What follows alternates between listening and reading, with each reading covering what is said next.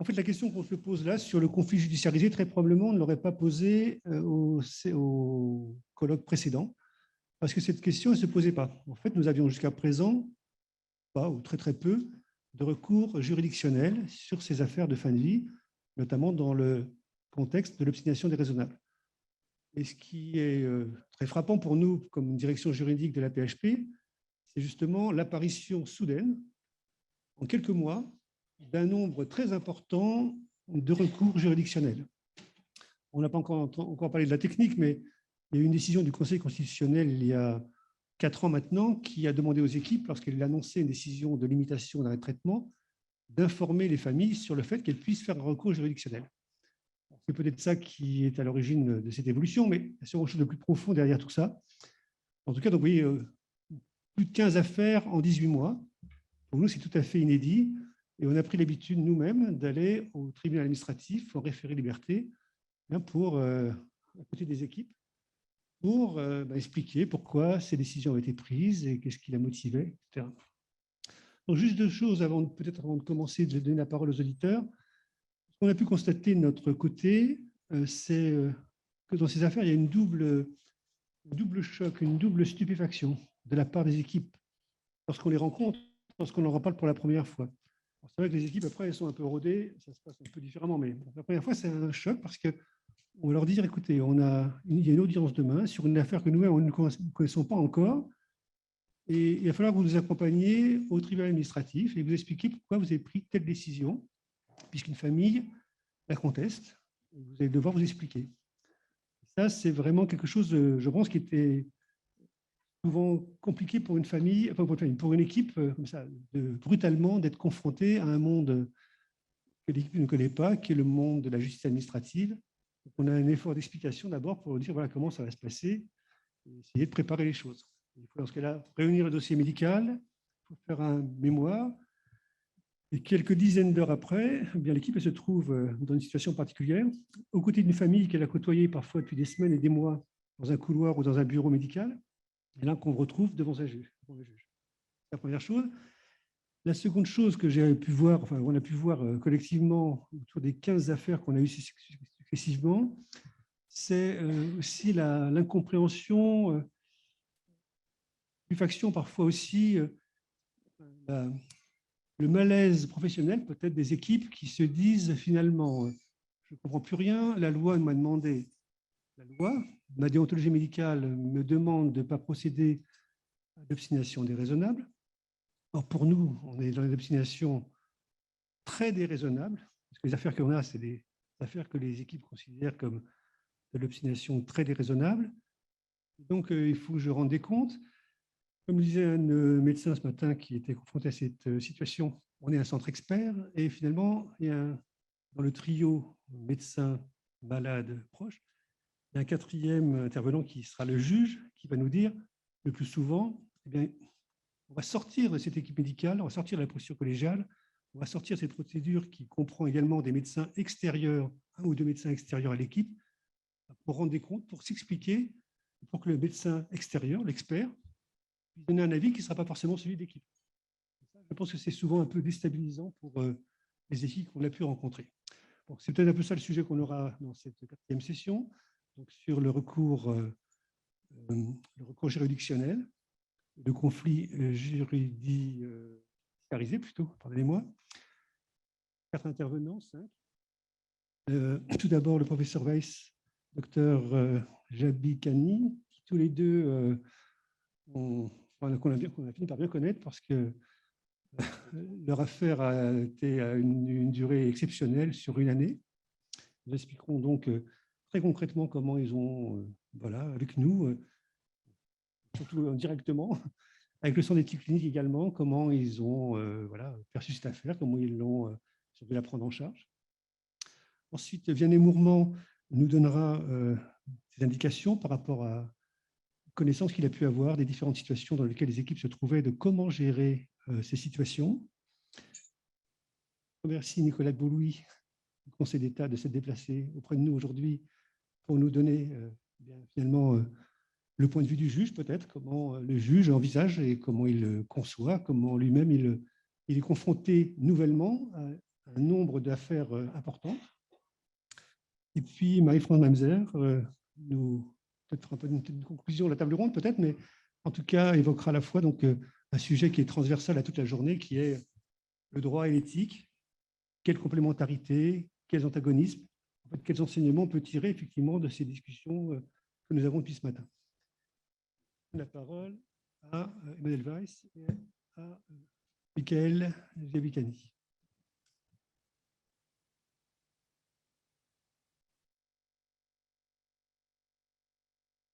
Bonjour à tous.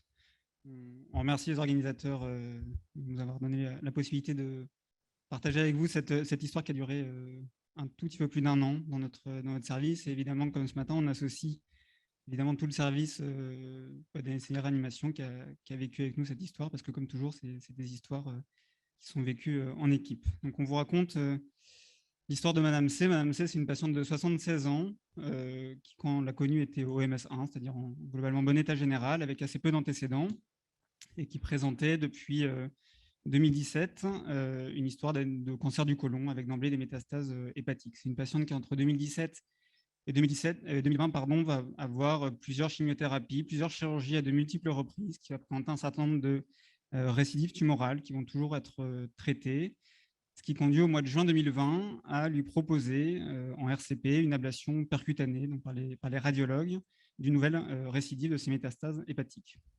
Dans le mois qui va suivre, cette patiente va présenter un certain nombre de complications, notamment d'abcès hépatiques, d'insuffisance rénale aiguë, qui vont conduire finalement à son hospitalisation en réanimation dans notre service au mois de juillet 2020. Dès le début de cette hospitalisation, et ça va être vrai pendant l'année qui va suivre, on va être avec un entourage familial qui est composé de 2 enfants, initialement exclusivement ces 2 enfants qui vont être présents tous les jours, sans exception, quelles que soient les contraintes. Alors ça va être l'un puis l'autre lorsqu'il y a des contraintes d'accès aux hôpitaux. On n'a pas de connaissance initialement d'autres proches dans l'entourage familial. C'est une famille qu'on trouve d'emblée assez particulière parce que extrêmement discret sur les aspects privés. On ne sait absolument rien d'eux. On ne sait rien d'ailleurs de leur relation avec leur mère. On sait à peine, et ce sera vrai jusqu'à la fin, on ne sait même pas ce qu'ils font de leur vie. Et on finit par savoir à la fin de l'histoire qu'il y a 2 petits-enfants dans l'histoire et qu'il y a le mari de cette patiente qui était décédée quelques années auparavant, mais on n'en saura guère plus au cours de cette histoire. Et dès le début de l'hospitalisation, il y a un contexte un peu particulier dans notre relation avec eux. Alors, ils posent beaucoup de questions, ça c'est pas tellement particulier, mais ces questions sont dans un sens de remise en cause des traitements qui sont instaurés. Pourquoi est-ce qu'on n'instaure pas tel traitement? Et lorsqu'on instaure un traitement, pourquoi est-ce qu'il est mis en œuvre? Et avec toujours de la remise en cause et de la critique de ces traitements. Ceci dit, pendant les premières semaines d'hospitalisation, les relations vont rester cordiales parce qu'on avançait, c'est-à-dire main dans la main avec eux, dans le sens d'une bonne évolution de la patiente. Entre donc, juillet et mi-août 2020, cette patiente va être intubée, donc ventilée. Elle va nécessiter par la suite une trachéotomie pour un sevrage de la ventilation mécanique. Elle va avoir une insuffisance rénale aiguë qui va se chroniciser par la suite, qui va nécessiter plusieurs séances de dialyse. On va nous traiter donc les abcès hépatiques et un certain nombre de défaillances d'organes de manière assez intensive. Elle va rester alitée 24 heures sur 24 et présenter ce qu'on appelle une neuropathie de réanimation, c'est-à-dire qu'elle va être quasiment impossible, en tout cas à la mi-août 2020, de bouger ne serait-ce que le petit doigt. Entre mi-août et fin août, finalement, l'amélioration est plutôt, certes lente, mais il y a quand même une amélioration progressive, ce qui va nous permettre de la déventiler, de la débrancher du respirateur de manière partielle. Et on va évoquer avec la famille, fin août, un projet de transfert dans un service de rééducation post-réanimation à ce moment-là. Et puis, finalement, les difficultés commencent à arriver entre fin août et début septembre, puisque assez brutalement, elle va présenter une dégradation très aiguë, à type d'une infection respiratoire. Et dans le même temps, parce qu'on réalise un scanner à ce moment-là, on diagnostique une récidive d'une métastase hépatique, assez précoce, puisqu'on est à peine 2 mois après la réalisation du geste d'ablation percutanée. Tout ça pour dire que début septembre, on se retrouve avec une patiente de 76 ans qui est déjà 2 mois d'hospitalisation en réanimation, qui présente une récidive d'une métastase hépatique, sans possibilité de traitement curatif, après de toute façon discussion avec un certain nombre d'oncologues, qui présente une infection respiratoire extrêmement grave, du type de ce qu'on peut voir dans les infections Covid extrêmement graves, qui nécessite la ventilation mécanique, une sédation très profonde, et qui va nécessiter aussi également, entre autres, des séances d'épuration de dialyse, d'épuration extrarénale. Toutes ces constatations nous amènent à commencer une réflexion sur l'intensité des thérapeutiques à poursuivre, à initier ou à arrêter chez cette patiente. Si bien que début septembre, on commence à informer la famille, donc les 2 enfants, à de multiples reprises sur les questionnements au sein de l'équipe médicale et paramédicale sur l'intensité des thérapeutiques. Et dès lors, il y a une incompréhension mutuelle. On sent qu'on fait face à un mur, sans même parler de la question de la communication avec eux. Mais d'emblée, il y a des grosses difficultés, ne serait-ce qu'à pouvoir communiquer sur cette question de discuter de l'intensité des thérapeutiques. Toujours est-il que le 1er septembre 2020, c'est pas 2021, pardon, on procède à une première décision de limitation des traitements. Et comme l'a rappelé ce matin Mathieu Dorz, en tant que bons élèves, entre guillemets, on cherche à cocher toutes les cases telles qu'on pensait savoir bien le faire jusqu'à l'heure. C'est-à-dire on recherche des directives anticipées, il n'y en a pas. La patiente n'a jamais évoqué les conditions de sa fin de vie avec ses enfants. Il y a une personne de confiance qui est identifiée, qui est sa fille. On prend un certain nombre d'avis extérieurs, en local, comme on a l'habitude de le faire, et d'emblée avec des centres extra-hospitaliers, parce qu'on sent les difficultés un peu arriver.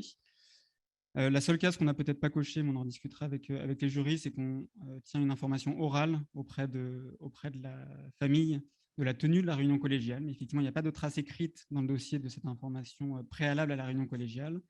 Et puis la réunion collégiale a lieu donc le 1er septembre et aboutit à une décision de limitation des traitements. Et on informe la famille de cette décision. Et puis finalement, très vite, on les informe également de la possibilité du recours légal, parce qu'on sent encore une fois les difficultés. Cette décision, le 1er septembre, elle ne va jamais être appliquée. D'une part, parce que d'emblée, il y a une opposition de la famille. Et puis d'autre part, parce que assez rapidement, on y reviendra après, on prend un contact avec la direction des affaires juridiques. Et effectivement, il y avait dans cette procédure, en tout cas du point de vue législatif, une case qui n'avait pas été suffisamment bien cochée. Avant de prendre contact avec la direction des affaires juridiques, on tente d'autres choses. On prend contact avec la responsable, la chargée de relations avec les usagers de l'hôpital Beaujon, ce qui ne permet pas de régler ce conflit naissant. Il n'y a pas de possibilité à ce moment-là de médiation, d'une part parce que les 2 médiateurs qu'on a dans notre hôpital, il y en a un des 2 qui travaille dans notre équipe, qui est réanimateur dans notre équipe, et l'autre qui n'était pas à l'hôpital pendant cette période-là. Et puis, face à ce tableau de cette situation d'impasse, on prend assez rapidement contact avec la direction des affaires juridiques, qui conduit, dans un premier temps, 3 semaines après, à reprendre une deuxième décision de limitation, qui est finalement exactement la même que la première, sauf que ce coup-ci, on a bien coché toutes les cases et informé oralement et de manière et par écrit, en tout cas, on l'a notifié dans le dossier, la question de cette tenue de la réunion collégiale. Donc, on est en septembre, fin septembre, forcément, donc on prend cette décision de limitation et puis ce qui devait arriver arriva. Sous 48 à 72 heures, on reçoit une requête en référé liberté du tribunal administratif. Donc, dans ce cas-là, comme ça a été dit auparavant, on est confronté à quelque chose de nouveau dans l'équipe. On apprend qu'il faut faire très vite. Donc, on crée un binôme finalement dans l'urgence, dont je vais faire partie avec le docteur Jani qui est dans la salle, que je remercie au passage. On envoie la totalité du dossier aux avocats, donc branle-bas de combat, pour qu'eux rédigent un mémoire qui mette 24 à 48 heures à rédiger, et que nous, après, on rédige un mémoire en défense. Et là, pour le coup, le délai se restreint. On a 24 heures pour rédiger ce mémoire en défense. Donc, d'un point de vue pratique, ça veut dire finalement rester tard la veille pour arriver à fournir les réponses. Bien sûr, on a ces fameux contacts rapprochés, plus avec la direction des affaires juridiques, que je remercie également au passage. Et finalement, la création de ce binôme, a posteriori, a essentiellement pour but de ne pas trop désorganiser le service, parce qu'on va voir que toutes ces procédures ont malheureusement cette conséquence-là, surtout étant donné la période septembre-octobre 2020, on était en plein Covid. Donc, comment ça se passe au tribunal administratif? Il y a une plaidoirie de l'avocat. Là, on se rend compte que l'avocat est franchement pas forcément préparé non plus, puisque l'avocat a découvert le dossier 48 heures avant, l'avocat de la partie adverse. Et donc, très clairement, il y a pas mal de choses qui n'ont ni queue ni tête. En tout cas, nous, on est là et donc avec la direction des affaires juridiques pour défendre notre cas et surtout, plutôt que défendre, je dirais, apporter des précisions au juge qui va devoir finalement juger du fait, enfin, pour savoir si notre processus décisionnel est en accord avec la loi. C'est ça le but finalement du tribunal administratif et ça, c'est important parce qu'on va voir que ça ne sera pas le même but pour le Conseil d'État. Quoi qu'il en soit, en ce qui nous concerne, la requête est rejetée. Mais, donc là, on ressort, on est plutôt content, sauf qu'en fait, ils ont 14 jours pour faire appel et donc la décision est suspendue. Et bah, voilà, donc ça, c'est la vraie vie qui commence, on va dire. Ensuite, bah voilà, donc premier recours au tribunal administratif, on l'a dit, et puis appel au Conseil d'État, donc à peu près 14 jours après, même procédure, sauf que là, il y a 2 avocats, puisque finalement, l'avocate qui était là la première fois et qui plaidait au tribunal administratif n'est pas habilitée à plaider au Conseil d'État, et donc il y a seuls certains avocats qui sont habilités à le faire, et donc on est confronté à un deuxième avocat. Ils connaissent quand même déjà mieux le dossier, ils ont pris le temps, et puis finalement, là, ce qui est intéressant, et c'est ce que je disais auparavant, c'est que le rôle du Conseil d'État est différent. Il est certes de valider le processus décisionnel ou de confirmer cette validation. Et finalement, il s'appuie pas mal quand même sur la décision qui a été fournie auparavant. Mais également, de ce qu'on en a compris en tout cas, on pourra en discuter par la suite, de juger la réalité de la situation d'obstination déraisonnable. Donc, ils en jugent. La requête de la famille est une nouvelle fois rejetée, sauf que bien sûr, ils ont encore un délai pour faire appel, et c'est normal, c'est la loi. Donc, ils font appel devant la Cour européenne des droits de l'homme. Et dans ce cadre-là, donc là, on passe dans un nouveau cadre, on l'a appris d'ailleurs. Finalement, c'est plus la famille contre l'hôpital Beaujon, l'assistance publique et le service d'anesthésie-réanimation de l'hôpital Beaujon, c'est la famille contre l'État français. Donc là, on reçoit des demandes d'information du ministère de l'Europe et des Affaires étrangères. Donc, quand on n'est pas informé, ça surprend un peu. Et puis, finalement, encore une fois, il faut être extrêmement réactif parce qu'ils demandent des réponses sous 24 heures. Donc, c'est des nouvelles questions qui se sont posées suite à la lecture de tous les documents et qui avaient été fournis au préalable. Et bien sûr, cette procédure est suspensive de la décision. On évolue en parallèle. Donc, il y a cette procédure qui est somme toute, qui va durer 15 jours, puisqu'on va avoir finalement une réponse en 15 jours. Et finalement, pourquoi est-ce que y a la famille, lorsqu'ils font appel devant le Conseil d'État, précise que, et c'est vrai, devant la Cour européenne des droits de l'homme, précise, et c'est vrai, que l'état de la patiente a évolué de manière stable, enfin relativement favorable, on va dire, ou en tout cas, l'état clinique s'est stabilisé. Et donc, la réponse de la Cour européenne des droits de l'homme, c'est qu'étant donné que cet état s'est stabilisé, la donne a changé, et donc ils n'ont pas lieu de statuer en urgence en l'état actuel des choses. Et ils mettent 15 jours à nous donner cette réponse, et donc ils encouragent la famille à retourner devant le tribunal administratif, ce que fait la famille, en référé liberté à nouveau, pour excès de pouvoir. Et donc là, la réponse du tribunal administratif, c'est finalement la même, c'est-à-dire que la situation s'est stabilisée, donc il n'y a plus d'urgence, donc ils rejettent l'appel. Il se tourne à nouveau vers le Conseil d'État sur le bien fondé de la décision du tribunal administratif. Et là, encore une fois, il y a une ordonnance de tri et le Conseil d'État juge que finalement la condition d'urgence est à nouveau n'est plus remplie. Donc en décembre 2020, on est face à une patiente dont l'état clinique est le suivant. On a pu arrêter la sédation, mais elle reste requérante de la dialyse, puisqu'elle a une insuffisance rénale qu'on juge terminale, en tout cas, et elle est dépendante à la ventilation mécanique. Ça, c'est important. On est dans un état où nous, en tout cas, on juge, mais encore une fois, c'est notre jugement, qu'on est dans une impossibilité de recueillir les souhaits de la patiente pour plusieurs raisons. Certes, il y a des moments de conscience, mais elle est dans un état d'asthénie, c'est-à-dire de fatigue majeure, et son état neurologique est variable ou fluctuant. Elle est capable d'entendre les informations, mais pas de les intégrer durablement, puisque en fait, d'un jour sur l'autre, elle ne se souvient pas de ce qu'on lui a dit la veille ou 2 jours auparavant. De plus, quand on dit à la famille que finalement on est bloqué et qu'il faut lui dire et qu'il faut il faut lui dire tout ce qu'elle a et il faut notamment lui donner des informations, même si elles sont pas toujours excessivement fiables à quelques mois près ou à quelques semaines près sur quel est le pronostic notamment de sa maladie carcinologique. La famille est opposée à ce recueil et à cette information et ils nous disent même que ça serait inhumain.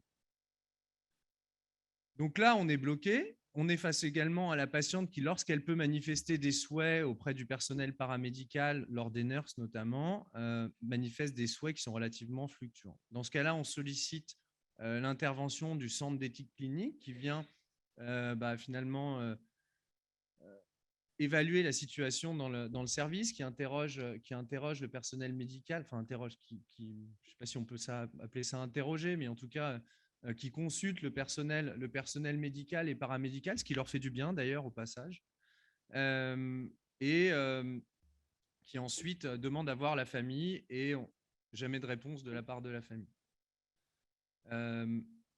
Également, pendant ce temps-là, on multiplie les demandes d'avis, de transfert en région parisienne, en province, à l'étranger. La famille qui dit vous pouvez la transférer en Italie, donc on va aller prendre contact avec le consulat. Ensuite, ils veulent qu'on la transfère dans des centres dont le niveau d'intensité des soins n'est pas du tout approprié avec le niveau dont elle a besoin à ce moment-là. Bref, on passe énormément de temps. Les médecins du service passent énormément de temps à essayer de la transférer. Je ne parle pas d'heures, je parle de jours entiers, je pense, en cumulé, à essayer de la transférer. Et puis, un jour, on a la DAJ au téléphone, la direction des affaires juridiques, et puis disent finalement, la décision elle a été prise il y a 3 mois, donc il va falloir renouveler la décision. Donc là, on est, je sais pas, le 10 décembre, quelque chose comme ça. C'est pour ça qu'on a mis un petit sapin de Noël en dessous. Il y a les fêtes de Noël qui apparaissent. Et en fait, en discutant avec l'équipe, on a juste envie de répit. Et donc, on se dit qu'on ne le fait pas tout de suite et qu'on le fera début janvier. Et donc, effectivement, début janvier, on remet en route la même procédure. On reprend une décision de limitation des thérapeutiques. On se retrouve confronté à une requête en référé liberté au tribunal administratif, toujours la même procédure.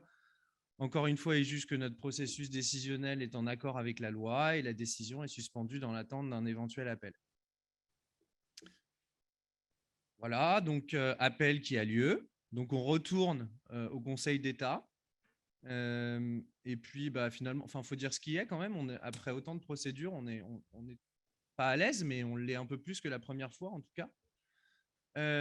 Et puis, à ce moment-là, on arrive, et bon, on s'en souvient tous très bien, il y a des écritures que vous voyez ici, en haut, qui sont fournies au juge par la famille. Ces écritures, bien sûr, ils disent que c'est la patiente, et ce que vous pouvez lire, c'est « Je suis et je veux avoir… » je ne veux pas avoir de limitation de mes traitements. Et c'est signé et c'est daté. Et puis, bien sûr, ces écritures sont non connues de l'équipe médicale. On les apprend au moment où ils les apportent.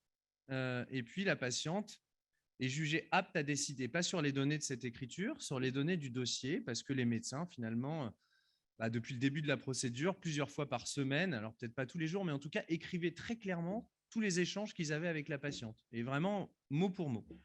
Et donc, finalement, en toute bonne foi, il y a le médecin en question qui dit « Je lui explique les conséquences sur la ventilation, la fonction rénale. Je lui ai expliqué qu'en l'absence de chimiothérapie, son cancer avait progressé. Je ne lui ai pas donné son espérance de vie. La patiente a très bien compris ses limitations. » Donc, ses informations, pardon. Donc là-dessus, elle est apte à décider sur les données du dossier. Et puis, vient le cas des écritures. Et en fait, ces écritures sont jugées comme témoins de la volonté de la patiente. Et donc, finalement, c'est assez surprenant de notre point de vue. Encore une fois, c'est notre point de vue. Puisque dans la même observation médicale, qui est celle qui avait été utilisée pour décider que la patiente était jugée apte à décider, finalement, sont écrits plusieurs mots qui relatent un avis contraire de la patiente et qui ne sont pas pris en compte. Et donc là, on vous donne quelques exemples. Elle fait comprendre qu'elle ne voudrait pas voir réintensifier la réanimation, ou la patiente nous dit en avoir marre de tous ses soins, etc. Donc, finalement, là, pardonnez-nous, il y a une coquille, mais c'est pas la requête n'est pas rejetée malheureusement, mais notre décision est suspendue. et aucune expertise médicale n'est ordonnée. Donc finalement, pendant les 6 mois qui vont suivre, en tout cas de notre point de vue, là encore, on va être contraint de poursuivre l'ensemble des thérapeutiques. C'est une patiente qui va recevoir un certain nombre de traitements invasifs, d'examens complémentaires, parfois d'examens de drainage, d'énormément de traitements. Une patiente qui va rester alitée quasiment la totalité du temps. Pendant quelques semaines, elle va pouvoir être mise au fauteuil de manière très succincte et qui finalement va présenter une amélioration somme toute très lente parce qu'on continue la totalité de toutes ces thérapeutiques. Pendant ce laps de temps, comme on finit par se dire peut-être qu'elle va sortir de réanimation, même si on n'a pas trop de doutes d'un point de vue médical qu'elle ne pourra jamais rentrer à la maison, on finit quand même par douter sur le fait qu'elle pourrait éventuellement sortir dans un centre de rééducation et on multiplie les tentatives de lui faire rédiger, alors pas exactement des directives anticipées, mais en tout cas d'essayer de lui faire rédiger ce qu'elle souhaiterait si jamais elle venait à sortir de réanimation et que la situation venait à nouveau à se dégrader. Et malgré toutes les tentatives qu'on a essayées, on n'y arrivera jamais. On n'y arrivera jamais parce que la famille est opposée et parce qu'elle n'aura jamais un examen neurologique qui sera, un état neurologique qui sera suffisamment bon pour pouvoir les rédiger. L'évolution fin juin, c'est finalement une nouvelle dégradation aiguë, subaiguë, puisque ça va quand même durer 2-3 semaines. Dans ce contexte, et en tout cas là aussi d'un point de vue médical, dans l'idée de rester logique avec tout ce qui avait été fait, en tout cas sur l'hypothèse qu'on était dans une situation d'obstination déraisonnable, on procède à une troisième procédure de décision de limitation d'arrêt de traitement qui conduit à une décision d'arrêt des thérapeutiques, ce qui va être suivi, lorsque ça va être annoncé à la famille, d'une tentative de dépôt de plainte au tribunal de police pour homicide volontaire, plainte qui ne va pas être enregistrée parce que l'officier de police judiciaire dit qu'en l'absence de cadavre, il ne peut pas retenir la plainte. Il va y avoir à nouveau une requête en référé liberté au tribunal administratif, où là, peut-être que notre position va être un peu différente, parce que même si on ne l'aurait jamais refusé, il y a une réelle demande également de notre part, qui est une expertise qui soit ordonnée cette fois-ci. Expertise, pas tellement pour donner réellement une expertise médicale, mais dans l'idée que ça pourrait éventuellement peut-être apaiser un petit peu la famille et de se dire que tout aurait été tenté. Cette expertise est finalement ordonnée et finalement la patiente va décéder dans l'intervalle avant que l'expertise ne puisse avoir lieu, et elle va décéder dans l'intervalle avec des thérapeutiques de réanimation extrêmement intenses, avec des doses de catécholamine, une ventilation mécanique, une dialyse, un certain nombre de traitements extrêmement intenses. Donc elle va décéder effectivement après 366 jours de réanimation. Le vécu médical de tout ça, ça a été, je pense, au premier plan, un sentiment de malfaisance, voire de maltraitance de cette patiente. Une vraie crainte de déroger à ce qu'on peut considérer comme étant nos obligations déontologiques. Ça a déjà été dit ce matin, mais sur le refus de l'obstination déraisonnable. Il y a eu de très longues discussions entre nous et puis avec la direction des affaires juridiques sur la question de l'absence de possibilité de recours de la part des soignants. On disait ce matin qu'il n'y avait pas de droit des proches. En tout cas, on avait le sentiment qu'il n'y avait pas non plus de droit des soignants dans cette situation-là et que l'utilisation du référé liberté ne peut se faire qu'à sens unique dans ces situations-là. La seule chose qui nous a été répondue, c'est qu'on pouvait éventuellement opposer une objection de conscience, c'est-à-dire de refuser de prendre en charge cette patiente parce que ça nous pose des problèmes de conscience. Mais le problème de ça, c'est qu'il faut être en mesure de pouvoir la diriger vers des collègues ou vers d'autres services, qui n'a jamais été possible. Comme on l'a dit, et comme ça a déjà été dit ce matin, on était là aussi dans le contexte de la deuxième puis de la troisième vague Covid, avec tout ce que ça a pu soulever comme question sur la question de l'attribution des ressources. Et ça a été là aussi très, très mal vécu de la part des médecins de l'équipe. Énormément de temps, beaucoup de temps avec la famille, parce qu'à chaque fois qu'on les voyait, c'était plus d'1 heure d'entretien avec eux, beaucoup de questions, comme depuis le début de la prise en charge de cette patiente. Également beaucoup de temps pour la procédure. Et enfin, une omniprésence dans les discussions entre soignants, entre médecins, et puis une omniprésence dans les discussions lorsqu'on faisait la visite médicale. C'était des heures et des heures de discussion. Je crois que nos infirmiers et nos aides-soignants ont également très mal vécu cette situation. Il y a eu un réel épuisement psychologique de nos équipes paramédicales. Des soins qui, même si ils ont été réalisés jusqu'au décès de cette patiente, étaient extrêmement difficiles à réaliser devant l'absence de sens de la prise en charge, parce qu'eux, effectivement, Il faisait les nurses, les soins quotidiennement, pluriquotidiennement. Il voyait bien que cette patiente se dégradait physiquement, contrairement à ce qui a été évoqué ce matin avec le patient neurolésé. Et finalement, il y en a certains d'entre eux qui ont développé une conduite d'évitement et qui cherchaient à essayer de ne plus prendre en charge cette patiente lorsque c'était possible. Et puis enfin, des rapports extrêmement difficiles avec la famille au quotidien. C'est une famille qui appelait au moins 2 fois par jour pour noter très scrupuleusement la température, la pression artérielle, la fréquence cardiaque, l'ensemble des traitements qui étaient administrés. Est-ce qu'on avait administré de la morphine? Mais pourquoi vous administrez la morphine? Pour pas qu'elle souffre? Ah, parce qu'elle souffre, etc., etc. Des heures et des heures de discussion au téléphone. La surveillance de la part des proches qui notaient, qui prenaient en photo un certain nombre d'éléments dans la chambre. Et puis évidemment, de la défiance quant à la prise en charge de cette patiente. En tant que chef d'unité, clairement, le besoin d'appui juridique s'est fait sentir très rapidement. Bien sûr, parce qu'on n'y est jamais préparé, mais il y a une réelle problématique de gestion d'équipe. La première problématique, et c'est peut-être ça le point le plus important, c'est de les déculpabiliser tous.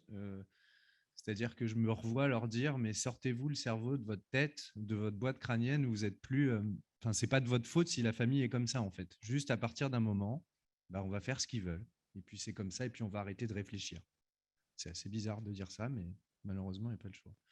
Prendre de la hauteur aussi, parce qu'on est confronté, et je me souviens très bien de réunions avec la direction des affaires juridiques, à l'équipe qui pose des questions et qui dit mais pourquoi est-ce que nous on ne pourrait pas porter plainte? Et donc là on est partagé entre les revendications de l'équipe et le risque d'aggraver encore la situation. On est également confronté à l'obnubilation de l'équipe, c'est-à-dire que comme l'a dit le docteur Jabikani, pendant 1 an, le sujet revenait systématiquement, mais pas tous les jours, mais presque.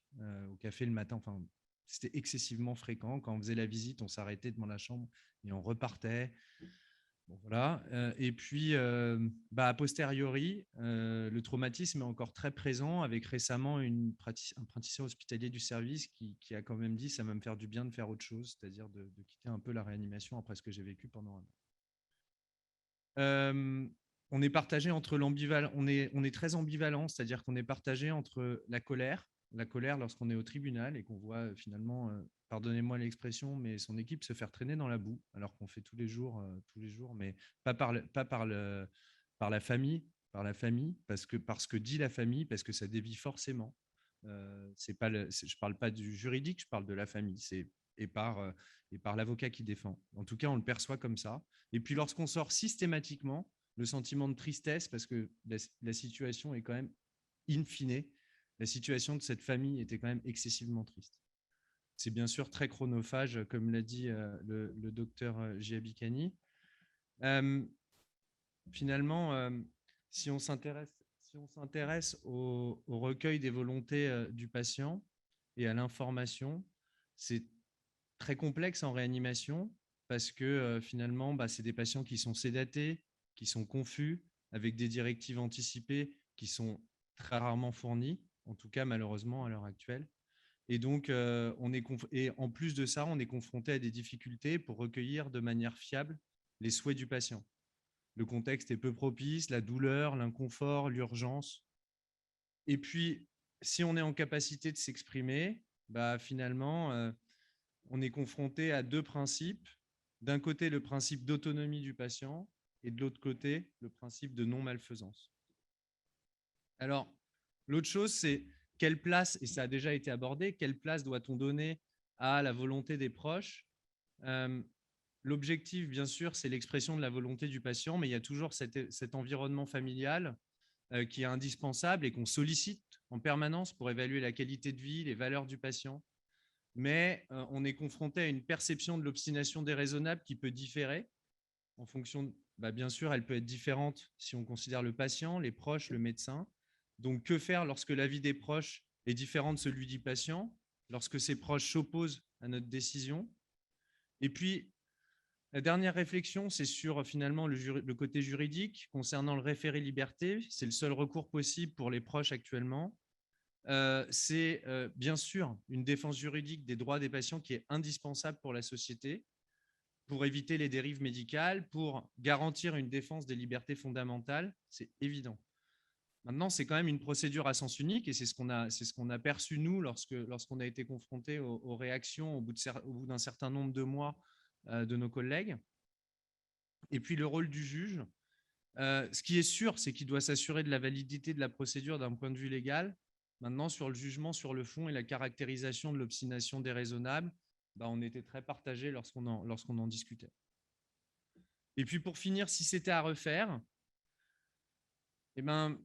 tout faire vraiment pour aboutir à un consensus, attendre le temps nécessaire à l'acceptation par la famille ou à la réévaluation de la situation d'obstination déraisonnable. Et que faire quand la situation n'évolue pas? Ça, malheureusement, on n'a pas de réponse. Merci.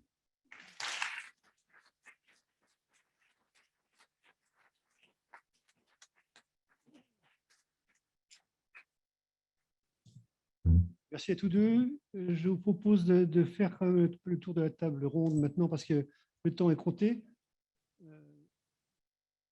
Mon témoignage, c'est que je crois que vous avez aussi attendu longtemps, vous avez consacré le temps nécessaire pendant de nombreux mois. Vous avez fait, je pense, beaucoup de choses pour aboutir à un consensus. Donc voilà, c'est ça la difficulté, c'est les enseignements qu'on peut tirer de votre expérience. On en parlera tout à l'heure, peut-être en fin de moment. Voilà, bien. Alors en fait, ça fait des semaines que je pense à cette intervention et je suis content de ne pas avoir fait de diapositives parce qu'en fait, toutes mes diapositives auraient déjà été utilisées dans la journée. Je serais avec un montage complètement redondant. Je remercie ceux qui m'ont invité à parler. Évidemment, quand on m'a proposé ce sujet, je me suis dit c'est un sujet difficile. C'est un sujet un peu casse-gueule, c'est un sujet polémique parce que évidemment pour les familles ça se passe pas bien, pour les équipes ça se passe pas bien quand il y a des familles qui sont en face. Et donc j'ai un peu réfléchi à ce que je pouvais vous dire. Ce que je vous propose, c'est de vous donner d'abord quelques idées, quelques concepts, quelques constats, quelques petites fulgurances de ce que j'ai pu voir dans la pratique. Et puis, évidemment, je finirai, comme certains s'y attendent, par quelques provocations, parce que j'aime bien ça. Moi, je suis médecin de soins palliatifs. Alors, vous allez dire, qu'est-ce que ça vient faire là-dedans? J'ai la chance de travailler dans un SAU, donc dans un hôpital où, en fait, on ne gère pratiquement que l'aval des urgences. Et donc, la pratique des soins palliatifs dans un SAU, c'est d'aller aux urgences, mais aussi d'aller dans le post-urgence et dans les réanimations. Et donc, j'ai le plaisir d'aller pratiquement quotidiennement dans les réanimations et d'avoir eu l'occasion aussi de travailler ça à l'extérieur sur des formations et sur des réflexions éthiques. Travailler dans des soins critiques comme tiers extérieur, puisque c'est quand même souvent ma place, pour moi, ça n'est pas que donner un avis.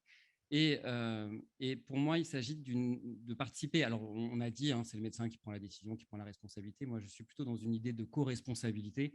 Et je m'appuie sur ce que m'a appris Anne-Claire de Crouy, ici présente, à savoir, c'est facile de dire on va extuber le patient.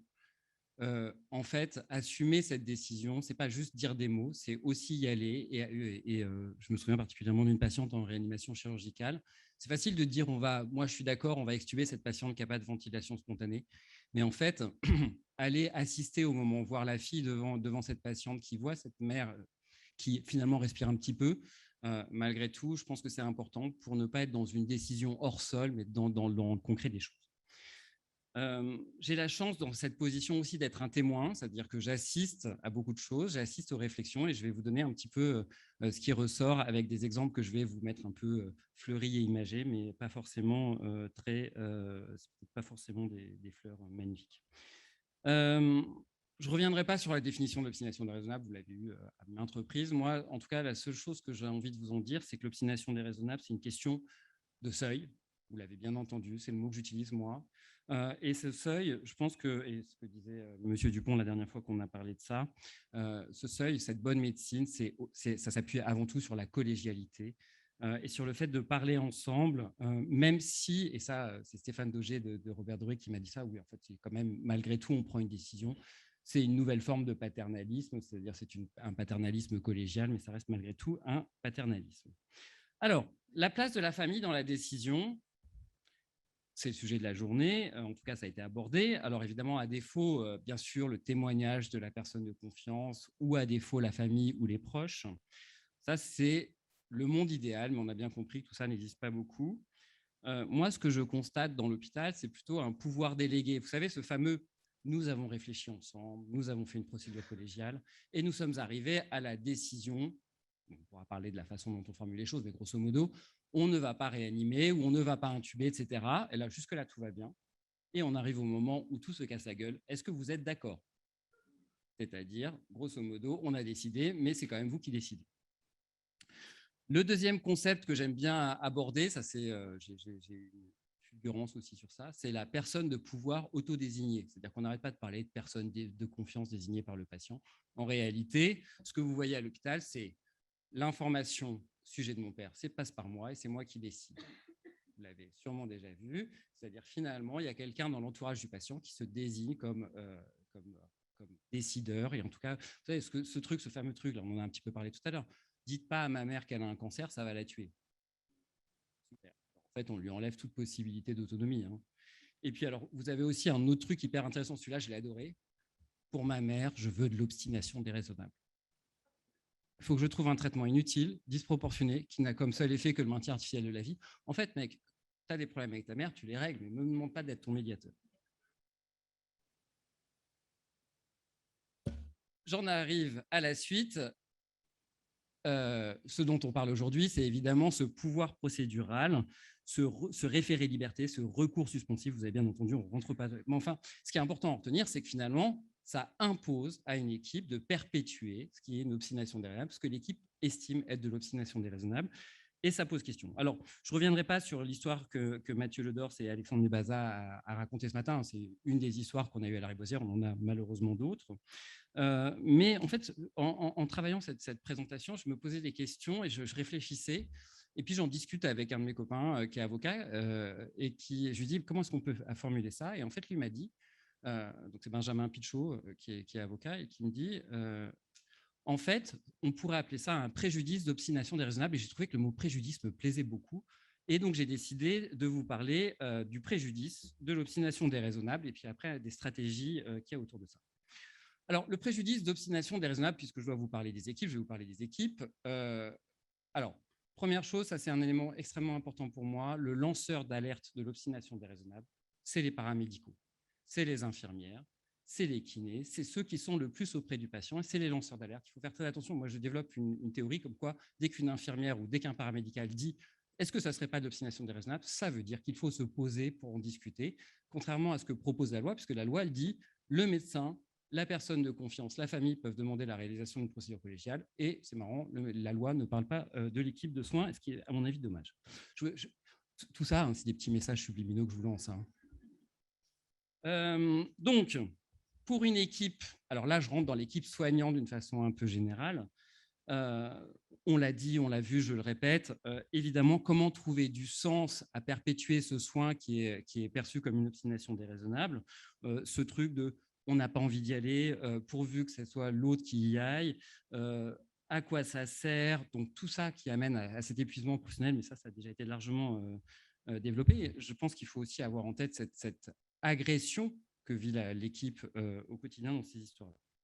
Il y a la question que tu as abordée, Emmanuel, sur la désorganisation du service, parce que le service est obnubilé, c'est sûrement aux dépens des autres patients aussi que ça se passe. Je voulais parler aussi, alors c'est très corporatiste, hein, mais du médecin confronté à tout ça, parce que le médecin, il est face au juge, il est face à la loi, il est face à une famille.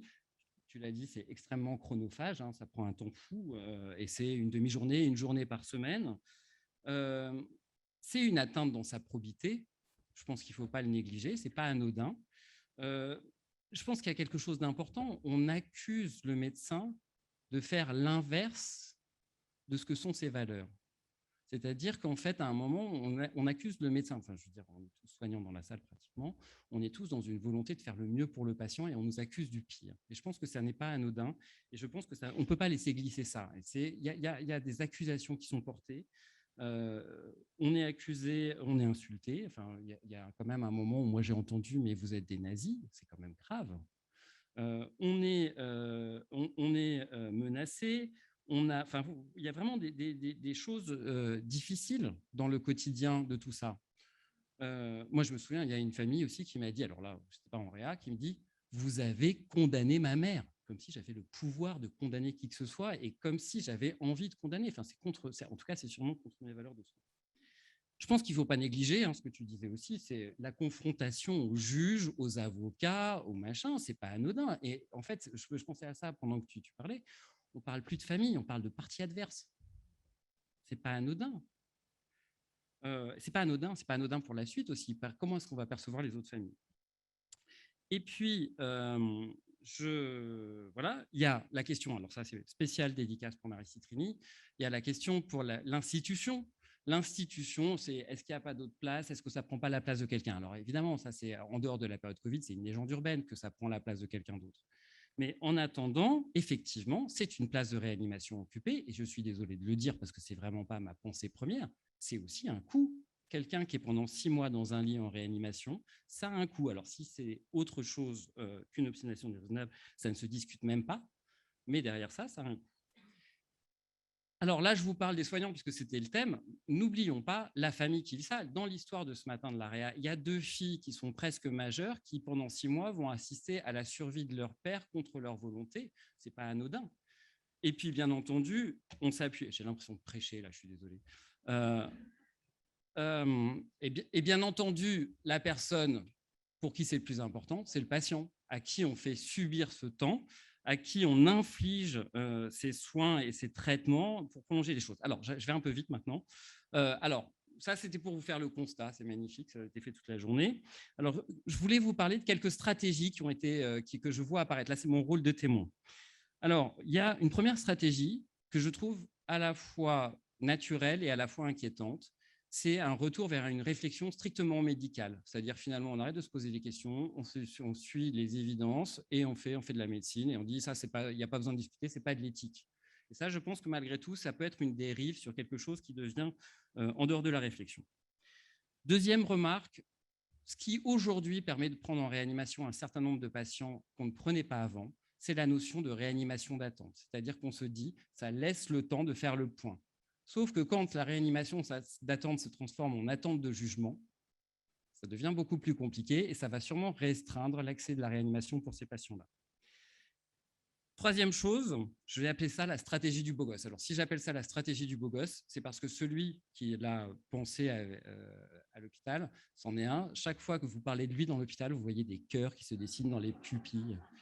Donc, la stratégie du beau gosse, c'est on choisit le médecin parce que c'est le médecin qui prend la décision et le temps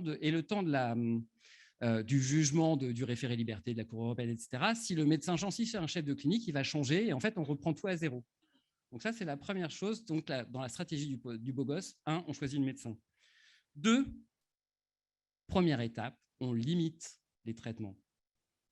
Deuxième étape, on arrête les traitements parce que la famille va faire un référé liberté sur l'arrêt de traitement et pas sur la limitation, ce qui va nous protéger dans les mois qui viennent pour ne pas réintensifier les traitements.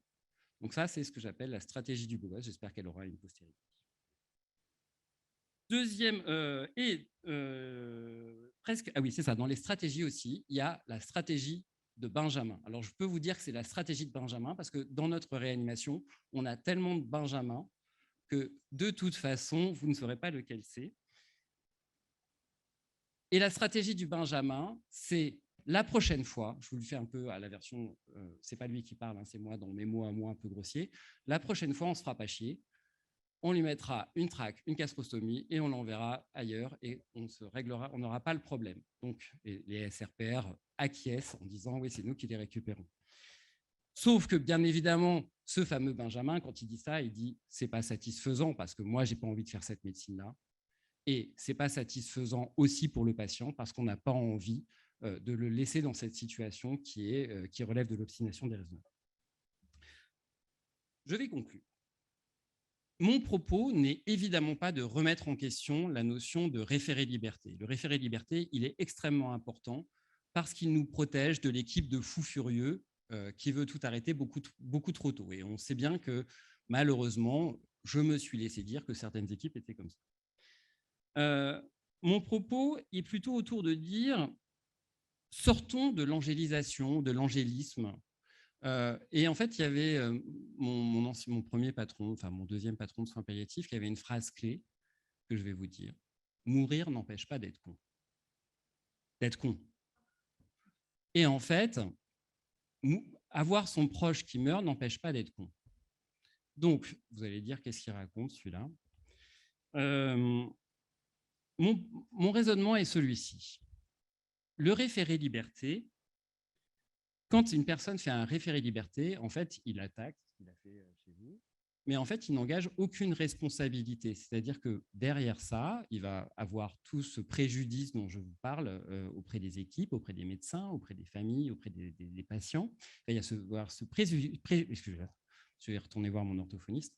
Le préjudice d'obstination déraisonnable. Et en fait, derrière ça, eh ben, en fait, il ne se passe rien. Et je pense que, alors là, je vais être un peu provoquant ou provocateur, je pense que c'est aussi à nous, à un moment, de s'autoriser à demander une réparation de ce préjudice d'obstination déraisonnable, avec l'idée qu'effectivement, on ne part pas la fleur, enfin, que les gens se posent la question et engagent une responsabilité quand ils se lancent dans cette démarche qui va avoir autant de répercussions sur les services.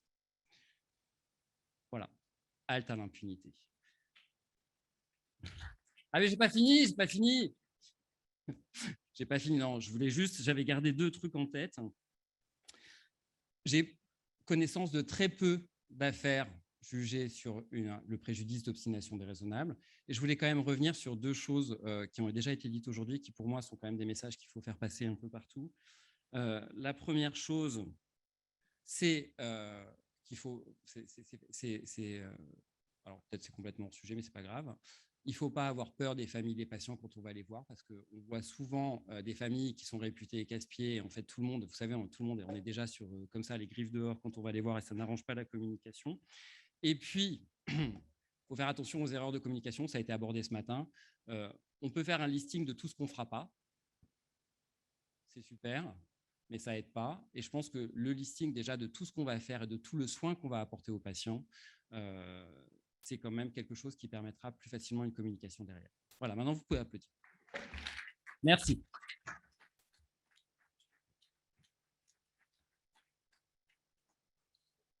Il y a un peu de provocation dans vos propos, mais c'est vrai que ça suscite des questions. J'en aurais une à poser tout à l'heure. Passer la parole à Nicolas Boulouis, qui est président de chambre au Conseil d'État. Une telle conclusion, je reste sans voix. Alors, quand Charlie Nicolas m'a proposé d'intervenir, j'ai accepté avec plaisir. Je ne pensais pas que ça serait aussi difficile. Mais... Alors, je ne vais pas vous faire du tout de théorie du juge du référé liberté face à l'obstination déraisonnable. C'est vraiment en praticien de ces questions au Conseil d'État que je vais intervenir, même si je vais rappeler quelques éléments. Et en particulier, un élément qui me paraît important avant d'aborder la question à laquelle je dois répondre. La question qui me semble importante, c'est pourquoi un juge ? Pourquoi, face à une décision qui est éminemment médicale, qui est essentiellement médicale, faut-il qu'il y ait un juge qui intervienne ? Donc, une décision de limitation ou d'arrêt de traitement. Alors, en réalité, la question, elle n'est pas du tout neuve. Les éléments sont anciens de la rencontre entre la décision médicale et le droit. D'abord, je crois qu'on est tous d'accord pour dire que la médecine n'est pas soustraite au droit et que le médecin n'est pas soustrait à la justice. Depuis longtemps, les décisions médicales font l'objet de contentieux, principalement dans le contentieux de la responsabilité. Donc, ce n'est pas du tout une nouveauté. Ce qui est un peu une nouveauté, c'est la judiciarisation croissante de la société, parce qu'il faut de plus en plus, pour la plupart des gens, qu'il y ait des responsables, voire des coupables. C'est pour ça qu'on va voir un juge. Il y a aussi sans doute aussi la volonté de forcer celui qui prend la décision à vous associer à cette décision. Et ça, ce n'est pas forcément aussi le propre de la médecine. C'est le propre d'une évolution sociale importante. Donc, tout ça n'est pas vraiment nouveau, et ça l'est d'autant moins, ce qui explique en partie les procédures, qu'on est face à un droit de plus en plus précis. La loi Leonetti, puis la loi Leonetti-Claes ont beaucoup donné de précision indépendamment des principes, sur la procédure et même sur le fond du droit. Et qui dit droit dit juge.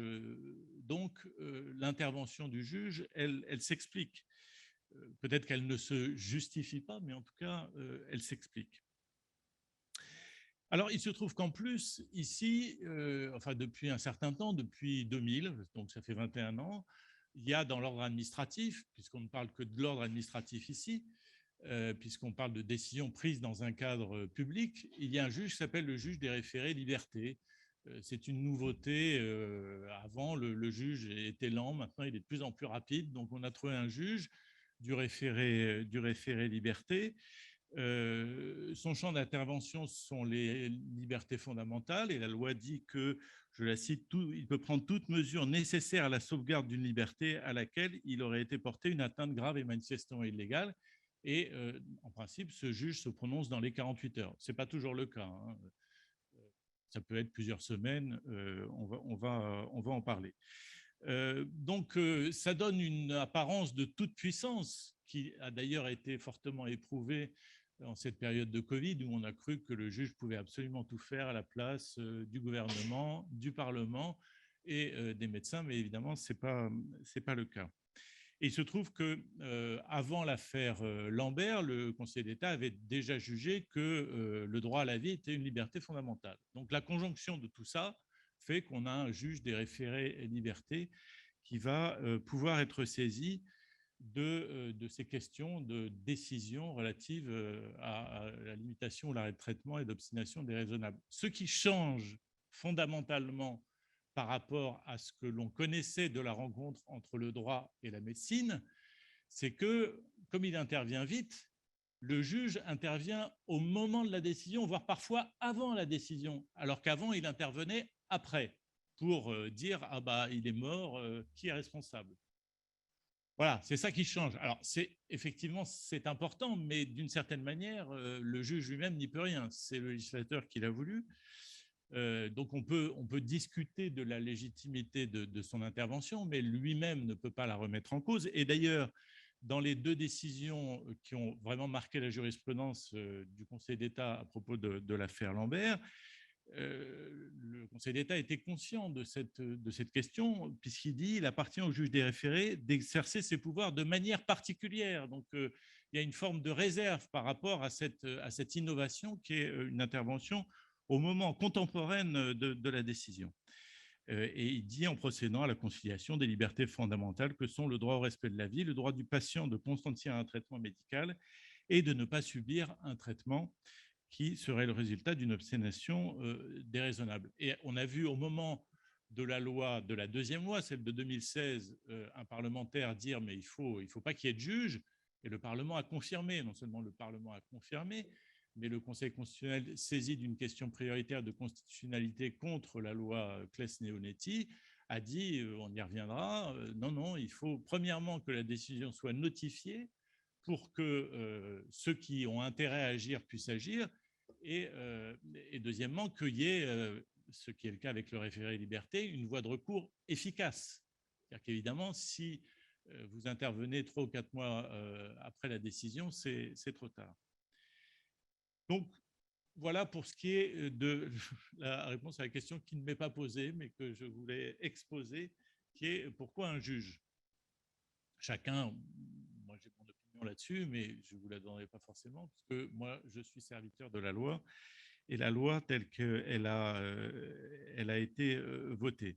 Alors, ça ne veut pas dire que le juge efface la frontière entre le droit et la médecine. Cette frontière, elle existe, il essaye de la préserver, ce n'est pas toujours facile, mais il essaie de la préserver. Alors, j'en viens maintenant à la question qui m'était posée, pas pourquoi un juge, mais un juge pourquoi ? Pourquoi faire ?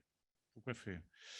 Alors, quelques mots. D'abord, des questions de compétences juridictionnelles. Ce sont les tribunaux administratifs qui sont d'abord compétents, et puis le Conseil d'État intervient en appel. Alors, parfois, la Cour européenne des droits de l'homme est saisie. Elle l'a été dans l'affaire Lambert. Elle a mis 1 an à juger. Dans l'affaire Lambert, il y a une procédure qui permet en fait à la Cour de suspendre la décision qui a été prise par une juridiction nationale. Voilà, on est membre du Conseil de l'Europe.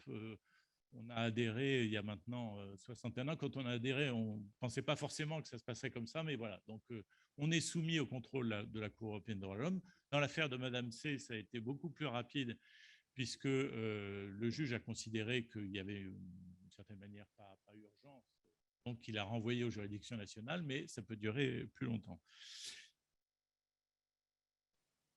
Une précision aussi sur la fréquence des recours. On a dit que dans la période récente, il y avait de plus en plus de recours. C'est vrai. C'est vrai. Alors, je crois qu'il y a un contexte Covid important. Mais si on regarde, alors j'ai le numérateur, mais je n'ai pas le dénominateur. Depuis 2014, j'ai fait un peu de la statistique avec nos bases de données. Devant les tribunaux administratifs, je dirais qu'il y a eu depuis 2014 une soixantaine d'affaires, de situations délicates, et de France entière. 60 situations délicates, ce n'est pas forcément 60 jugements, ça peut être beaucoup plus. Dans l'affaire de Madame C, c'est plus. Dans l'affaire Lambert, c'est beaucoup plus, puisque cette situation a mobilisé à peu près tout ce qui porte le nom de juge en France et à l'étranger. Donc, on doit être à une dizaine de décisions. Donc, 60 situations, je dirais, devant les tribunaux administratifs, devant le Conseil d'État, pas plus de 10, Madame C comprise. Ce n'est pas beaucoup. Je ne connais pas le dénominateur, vous le connaissiez sans doute mieux que moi. Combien de décisions de limitation ou d'arrêt de traitement sont prises par jour à la PHP ou dans l'ensemble des hôpitaux publics en France? Je ne sais pas. Je ne sais pas si on a une estimation. Mais voilà, pour apprécier la fréquence et l'importance du sujet, il faudrait avoir ce dénominateur. Je précise aussi, ça n'est pas indifférent pour comprendre ces décisions. Quand on parle du juge des référés liberté, on voit une personne, homme ou femme, qui va décider.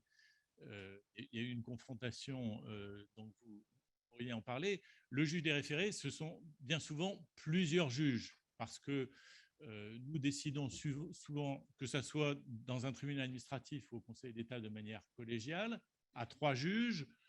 Dans l'affaire Lambert, c'est l'Assemblée du contentieux, c'est-à-dire plus de 18 juges en l'espèce qui ont décidé.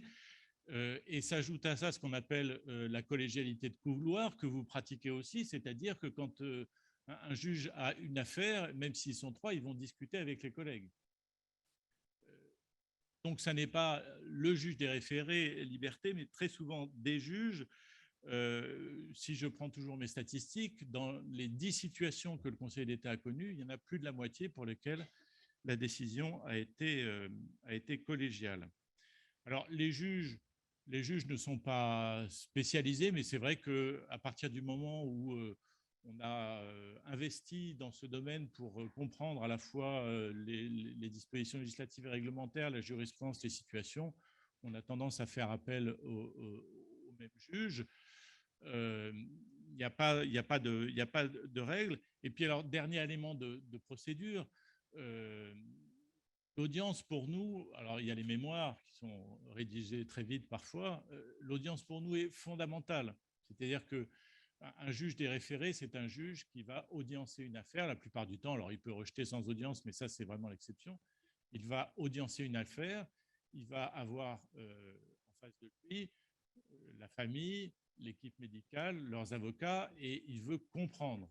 Donc, ce sont des audiences assez longues. En tout cas, celles que j'ai pratiquées sont assez longues, où on essaie de comprendre, on fait parler. J'y reviendrai. On parle de limitation et d'arrêt de traitement, je me limiterai à ça.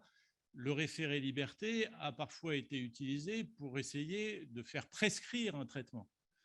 Jusqu'à maintenant, le juge s'est refusé à ordonner une prescription de traitement, estimant que pour le coup, là, il sortirait vraiment de son rôle.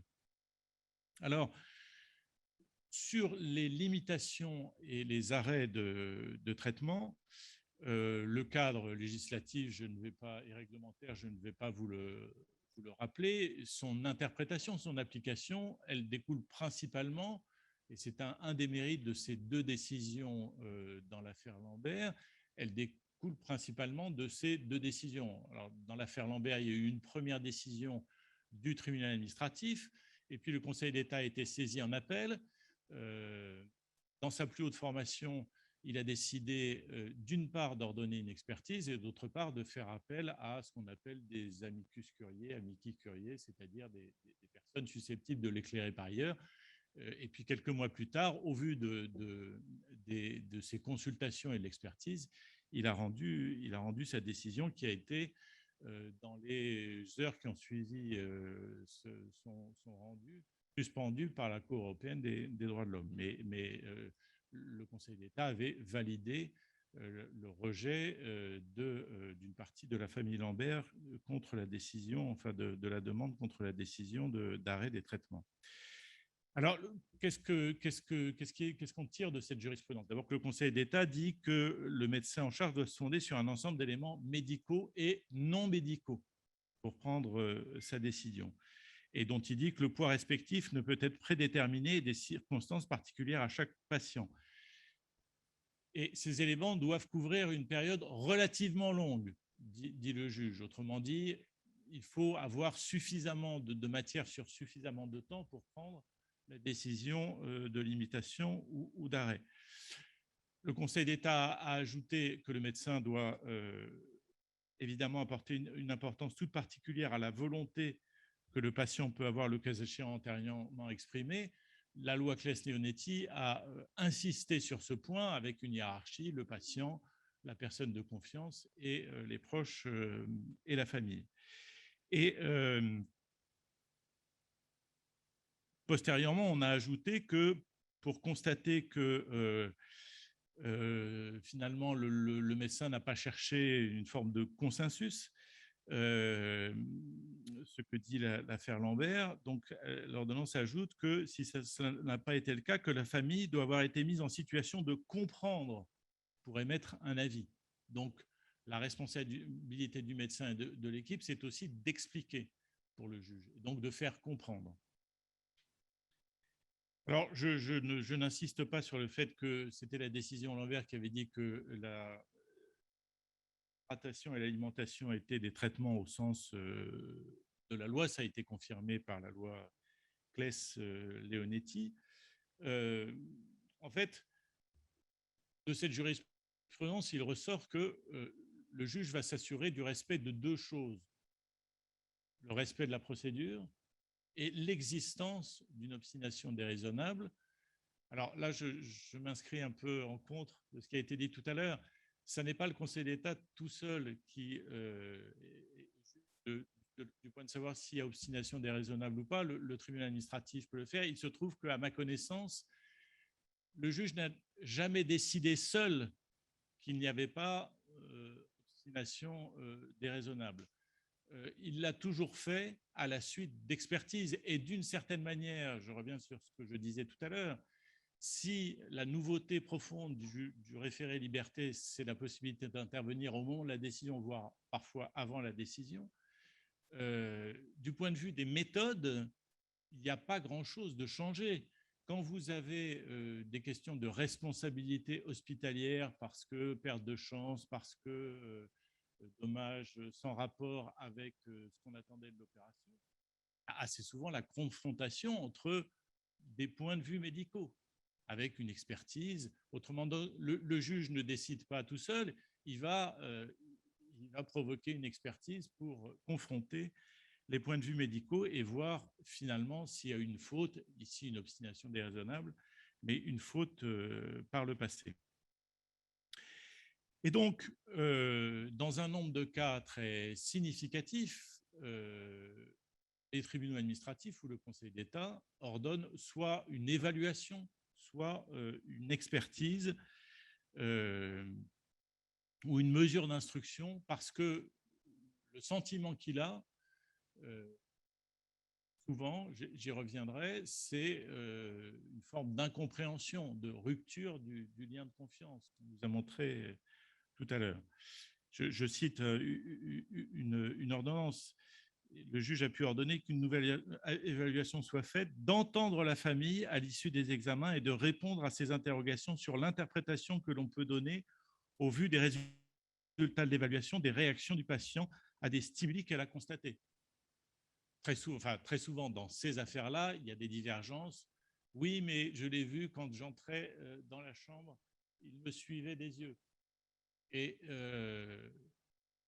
bah oui, mais le médecin dit oui, mais c'est un réflexe et ça ne signifie pas nécessairement quelque chose. Et donc, il peut s'agir aussi pour le juge de mesurer l'ampleur de la discorde familiale. On l'a vu dans l'affaire Lambert, mais moi je l'ai vu dans d'autres affaires. Et ainsi d'un patient dont les enfants et la mère finissent par être convaincus de l'existence d'une obstination déraisonnable, tandis que la concubine de l'intéressé fait appel devant le Conseil d'État. Il y avait toute la famille devant le tribunal administratif et devant le Conseil d'État, il n'y a que la concubine. Allez savoir pourquoi. Donc l'expertise, elle est ordonnée bien sûr pour les résultats qu'on attend d'autres experts que ceux qui sont en charge du patient, parce qu'il y a un doute sur l'état de santé, et parfois parce que le juge, je l'ai dit, à propos du cadre fixé par la décision Lambert, parce que le juge estime parfois que les éléments médicaux ne couvrent pas une période suffisamment longue, mais c'est aussi un moyen de convaincre si cette expertise, si cette évaluation confirme le constat initial de l'équipe médicale. Et dans certains cas, d'ailleurs, le juge peut constater, c'est une des 10 affaires devant le Conseil d'État, qu'à la suite de l'expertise, un protocole thérapeutique a pu être défini avec l'accord de l'ensemble des parties et en déduire un non-lieu à statut. Alors, le simple écoulement du temps entre la décision contestée et la date à laquelle le juge statue, alors donc c'est pas toujours 48 heures, ça peut être plusieurs semaines, ça peut être d'autant plus long évidemment qu'une expertise ou une évaluation a été ordonnée, ne suffit pas pour dire que la décision n'est plus susceptible d'être mise en œuvre, mais c'est vrai que plus on attend, plus il y a des possibilités d'évolution de la situation. En tout cas, si la décision a été prise par un médecin et que ce médecin n'est plus en charge du patient, elle devient caduque. Ce fut le cas dans l'affaire Lambert, on s'en souvient. Donc cette décision ne peut plus être exécutée, mais on sait aussi, en tout cas c'est ce que moi j'ai pu constater dans une affaire, que ces décisions sont régulièrement réévaluées par le médecin et par l'équipe. Et l'expertise peut parfois, évidemment, révéler des éléments nouveaux, ce qui conduit le juge à suspendre la décision. Un mot peut-être sur la procédure lorsque le patient est un mineur, ce qui peut arriver. Et dans une situation où des lésions cérébrales définitives avaient entraîné une paralysie motrice, le juge des référés a estimé, au vu certes d'améliorations constatées et d'une incertitude à la date de son ordonnance, qu'à défaut de pouvoir rechercher quelle aurait été la volonté de la personne s'agissant d'un enfant de moins d'1 an, l'avis de ses parents, qui s'opposent tous les deux à l'arrêt des traitements, revêt une importance particulière. Mais ce n'est pas parce que les parents s'opposent, je pense à une autre affaire, que le juge va nécessairement suspendre la décision. Encore une fois, il prend en compte des éléments médicaux, des éléments non médicaux et un contexte. Donc, pour donner un chiffre, sur les 10 situations que le Conseil d'État a eu à connaître, dans 7 cas sur 10, soit le tribunal administratif, soit le Conseil d'État ont ordonné une évaluation ou une expertise. Et j'ai recherché, c'était plus long et plus difficile, dans les hypothèses où le Conseil d'État n'a pas été saisi en appel, qui sont donc les hypothèses majoritaires, environ 25 à 30% des cas, le juge a ordonné une évaluation ou une expertise.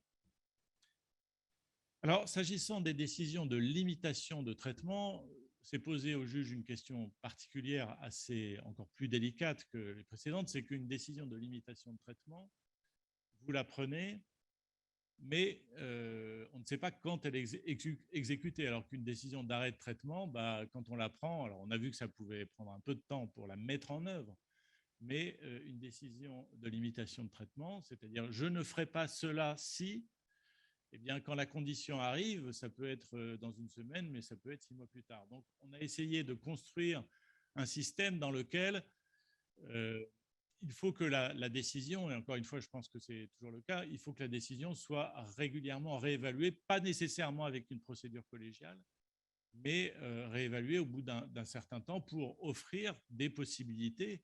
Encore une fois, nous sommes les serviteurs de la loi et des exigences de la loi telles qu'elles ont été interprétées par le Conseil constitutionnel pour qu'un recours puisse être exercé. Alors, je vais conclure, puisqu'on me demande de conclure. Je ne crois pas que, enfin, je crois que le juge, dans ces affaires, s'assure surtout que la procédure a été respectée. Ça n'est pas, en définitive, ça n'est pas un censeur. Et encore une fois, je n'ai pas vu de décision dans lesquelles, sans expertise, nous contestions l'idée d'obstination déraisonnable. Ça n'est pas, c'est très rarement un censeur. Et quand c'est un censeur parce que la procédure n'a pas été respectée. Je crois que ce n'est pas non plus un médiateur, mais c'est sans doute un catalyseur. Il faut que, dans certains cas, le chemin soit fait par la famille et ça demande un peu de temps si ça n'a pas été fait avant la saisine du juge. Je vous remercie.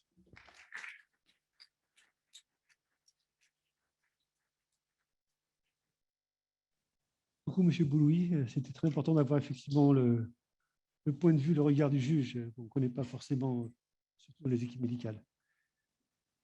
Marie-France Mamzer, si vous voulez suivre.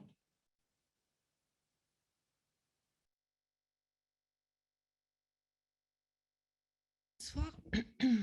Alors, c'est la fin de la journée. Ma tâche était difficile. Elle l'est encore plus parce que tout ce que je vais dire, je pense que vous allez trouver, après avoir reçu toutes ces communications, que ça va de soi. En tout cas, je suis prête à en discuter avec vous si ce n'est pas le cas. Mais ce qui est sûr, c'est que essayer de comprendre comment le droit et l'éthique en situation de conflit autour d'une décision de limitation ou d'arrêt de traitement sont-ils complémentaires ou antagonistes. En réalité, ça ne m'a pas pris tellement longtemps. Moi, je suis convaincue que le droit et l'exercice médical sont complémentaires et ont tout à fait à faire l'un avec l'autre.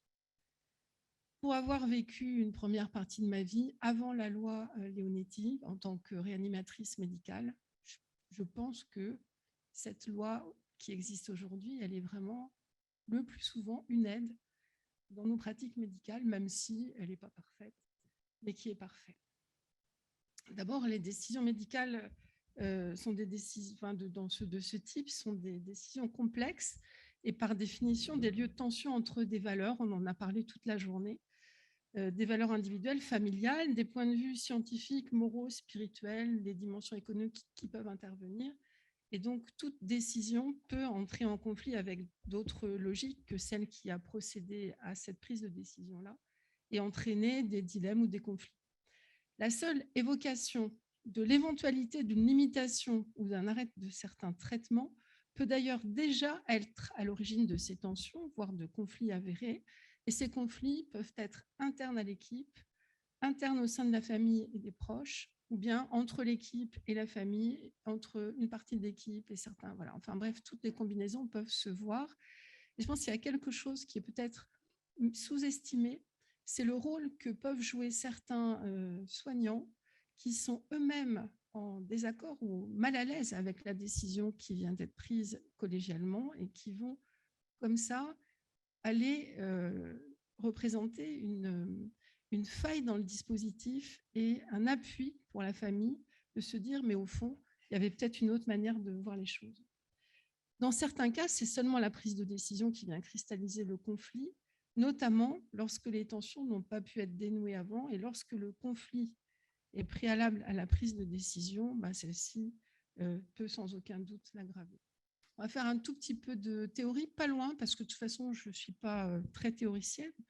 Mais si on regarde quand même le sens de ce qu'est une décision, la décision, c'est la terminaison normale de la délibération dans un acte volontaire. J'ai emprunté cette définition au dictionnaire Lalande.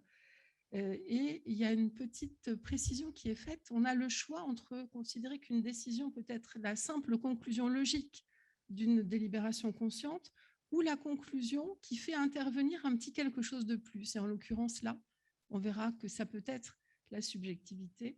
En tout cas, cette décision, comme terminaison normale de la délibération dans un acte volontaire, elle s'oppose aux terminaisons anormales, c'est-à-dire aux décisions, entre guillemets, qui n'en sont pas et qui sont prises au terme de délibération inachevée ou interrompue ou de volition bien arrêtée sans délibération. Désolée pour le vocabulaire, mais je ne me suis pas permis de traduire les textes en langage plus récent. La délibération, dans le même dictionnaire, serait l'état psychologique dans lequel on se trouve lorsque, ayant conçu un acte volontaire possible, on en suspend l'exécution jusqu'à nouvel ordre pour examiner d'une façon consciente et réfléchie s'il faut ou non l'accomplir. Et ça s'oppose donc à l'impulsion. Et on a, je pense, assez tendance à se dire que dans une décision médicale, compte tenu de ses conséquences possibles, il vaut mieux avoir effectivement une décision délibérée qu'une décision impulsive, au moins quand on est du côté des professionnels de la santé. Et puis, pour utiliser les outils de la philosophie un tout petit peu plus loin, la décision peut donc se voir comme un concept qui implique un pôle subjectif qui est constitué par les sujets qui sont engagés dans une action, et puis une situation objective qui comprend des contraintes, mais qui présente quand même une certaine indétermination. Et donc, je vous ai fait un schéma. Le pôle subjectif est en bleu, les composantes de la situation sont en jaune. Et puis, quand une décision est prise, le pôle de subjectivité devient vert parce qu'il se retrouve dans une autre situation et cette situation présente une certaine forme d'irréversibilité. Il y a des voies qui ne sont plus ouvertes, il y a des voies qui ne sont plus possibles. Et ça, je pense que c'est à prendre en compte aussi lorsque certaines familles n'ont pas eu le temps de comprendre ou ne seront jamais en capacité de comprendre pourquoi on veut arrêter les traitements actifs de la réanimation. C'est la conscience qu'ils ont de la possibilité d'une irréversibilité de cet acte-là qui ne laisse plus aucune chance aux familles. Et donc, ça, forcément, ça doit pouvoir intervenir dans leur décision de tenter ce recours. Si on regarde maintenant quelles sont ces composantes objectives de la situation, je vous propose de les voir de la manière suivante. L'état de santé du patient, avec le fait qu'il a des volontés ou des préférences qui sont connues ou pas connues, mais qui sont une réalité. Sa culture, ses croyances, son entourage et ses proches qui sont eux aussi dans la réalité du patient dans sa globalité.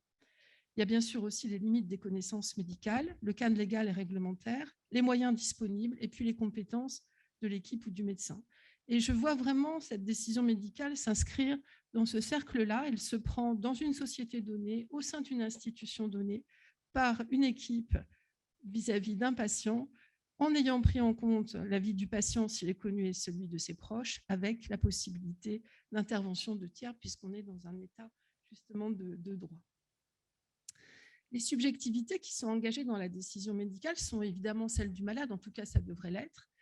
On ne la connaît pas toujours, sa préférence, mais aussi celle de la famille et des proches qui vont être impactés par la décision que nous allons prendre, celle du médecin, parce que les médecins ne raisonnent pas tous toujours sur des arguments purement objectifs et rationnels non plus, les autres soignants, et puis enfin les tiers qui peuvent être là, accompagnants ou représentants de la justice.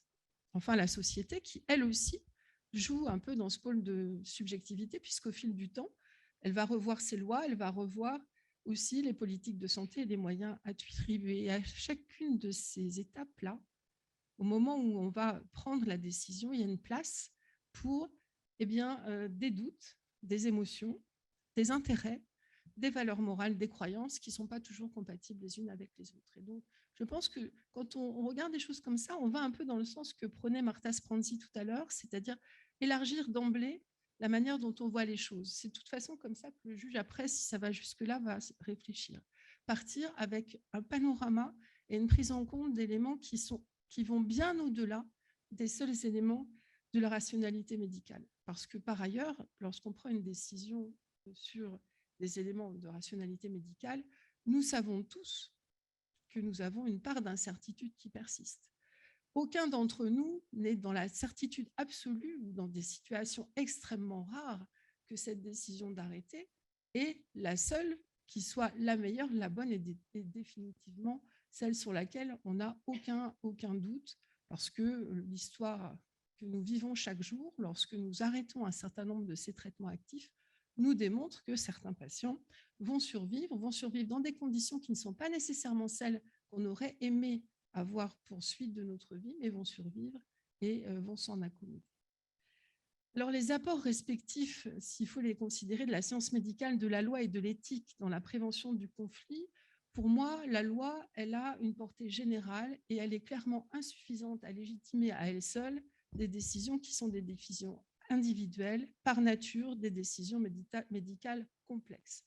La loi, elle définit le cadre, les limites, qui visent à faire en sorte que notre vie en société, elle soit la moins impossible possible, qu'elle soit la plus paisible possible.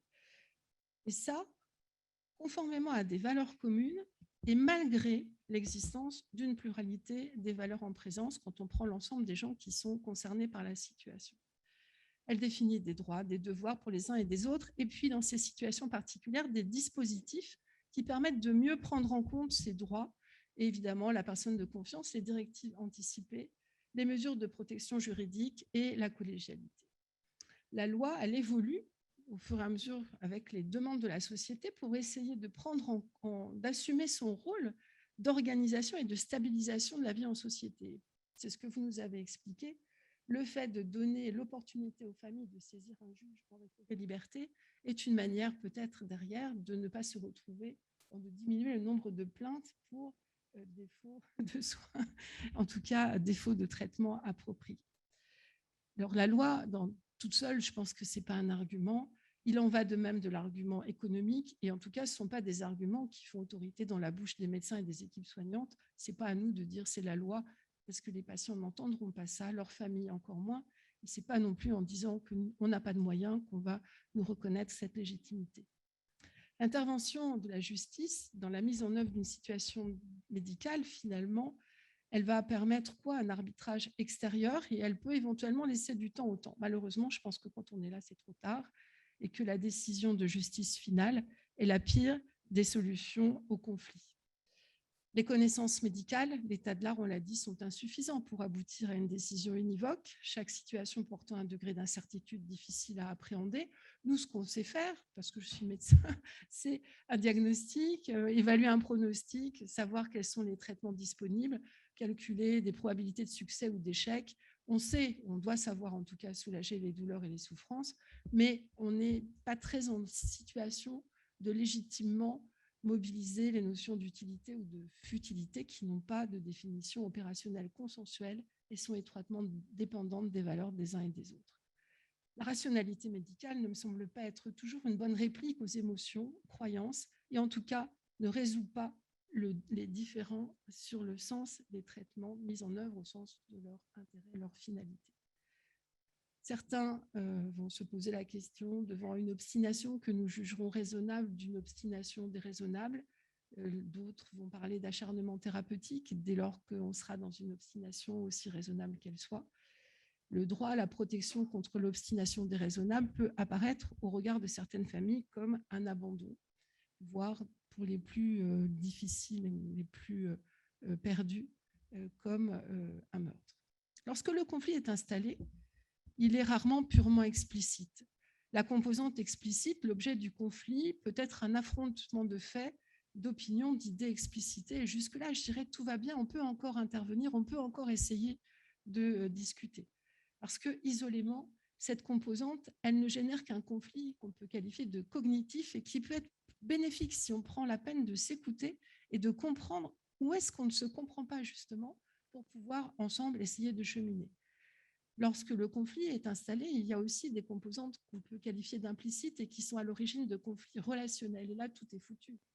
Je ne parle pas tellement des enjeux de pouvoir qui ne sont pas trop en jeu dans ces conflits-là, mais plutôt d'enjeux émotionnels qui vont jusqu'à la remise en cause des compétences professionnelles, c'est ce que vous avez évoqué, de l'estime de soi des professionnels, de l'estime de soi des patients qui deviennent des adversaires, des parties opposées, enfin des proches, et là, tout est fichu.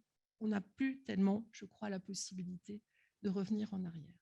Parce que les voies de résolution des conflits ne sont pas propres à la situation qui les génère, on les connaît.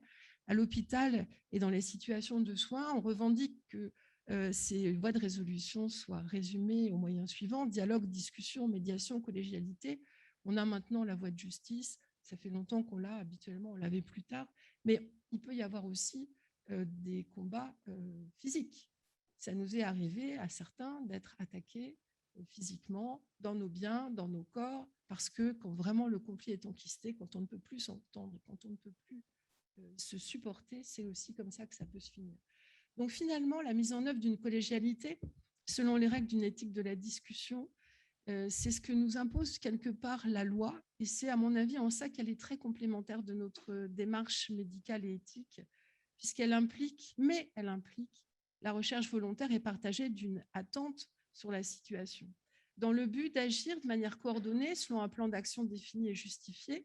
C'est une procédure qui est coûteuse en temps et en énergie, qui nécessite un exposé de la situation, un éclairage pluraliste, une compréhension par tous les parties concernées de la situation, et qui va, à un moment, interroger ouvertement la validité des normes et des valeurs qui sont mobilisées par chacun des acteurs.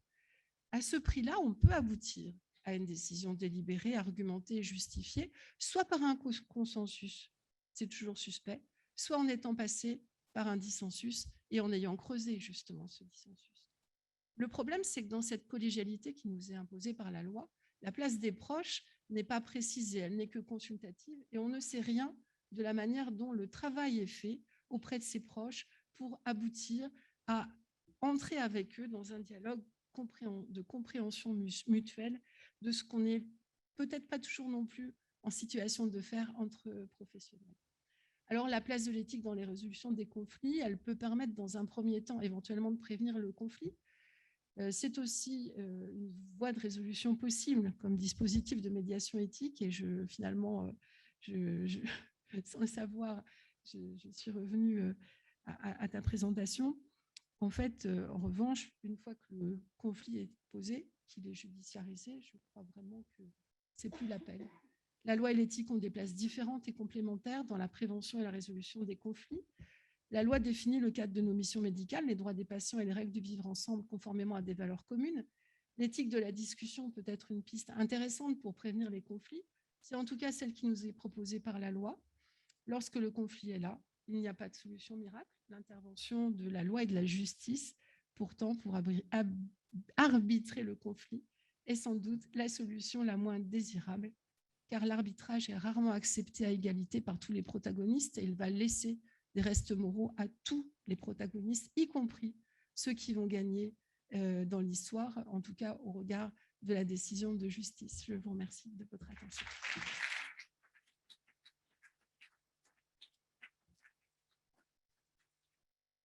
Merci pour les 4 interventions. En tant que modérateur, c'est difficile. Je n'avais pas du tout envie de vous contraindre, et j'aurais bien entendu les uns comme les autres poursuivre. Là, on a la difficulté qu'on est au bout de l'horaire. Alors, je vais laisser la parole bientôt à Catherine Poga, mais peut-être prendre une ou deux questions, très vite.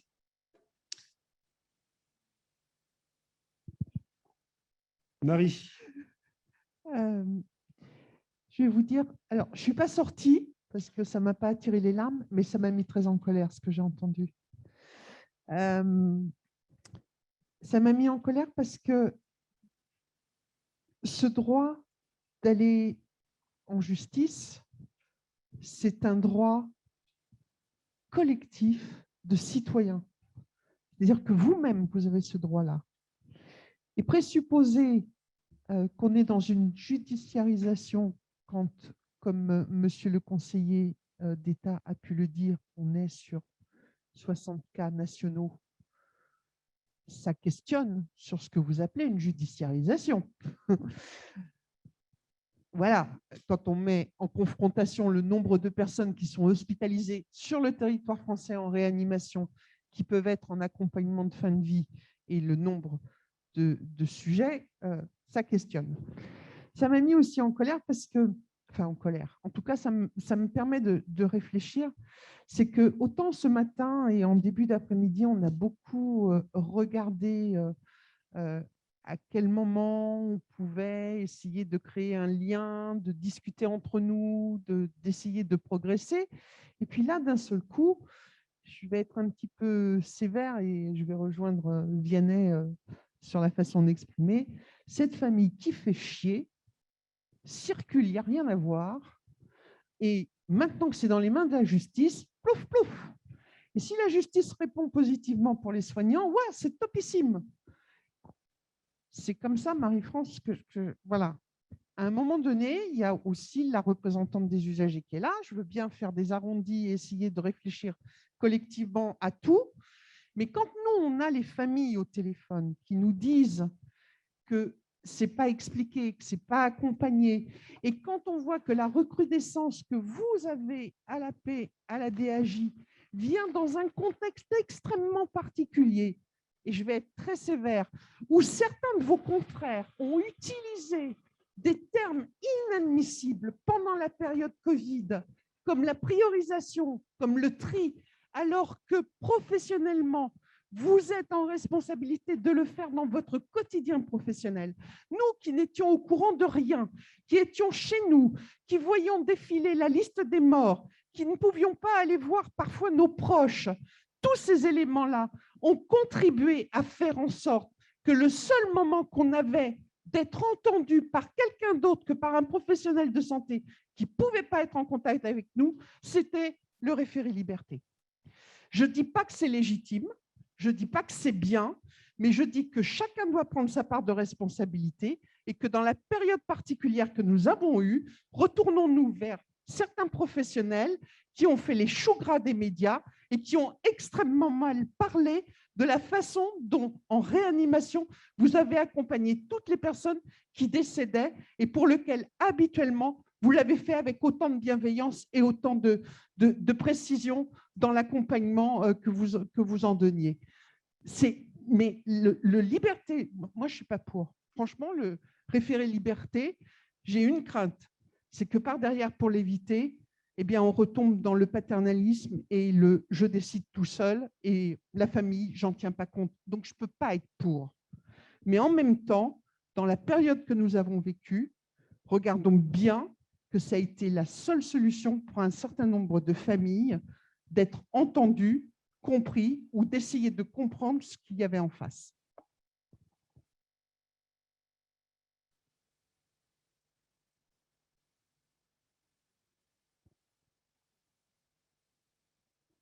Marie, je vais juste apporter une très courte réponse. On a assumé pendant toute la présentation qu'on exposait la position des médecins, c'était la commande pour cette journée d'exposer, de savoir ce que ça faisait une équipe médicale et paramédicale de se retrouver dans cette situation-là. Je suis bien d'accord avec toi, mais effectivement, comme tu le sais, on a passé des heures et des heures à discuter avec cette famille. Peut-être qu'on l'a mal fait, c'est possible. En tout cas, la tentative était là. Et en ce qui concerne la présentation d'aujourd'hui, c'était bien de retracer ce qui faisait ces situations de référé liberté aux équipes médicales et paramédicales. Et c'est pour ça qu'on a pris cet angle-là pour exposer ça.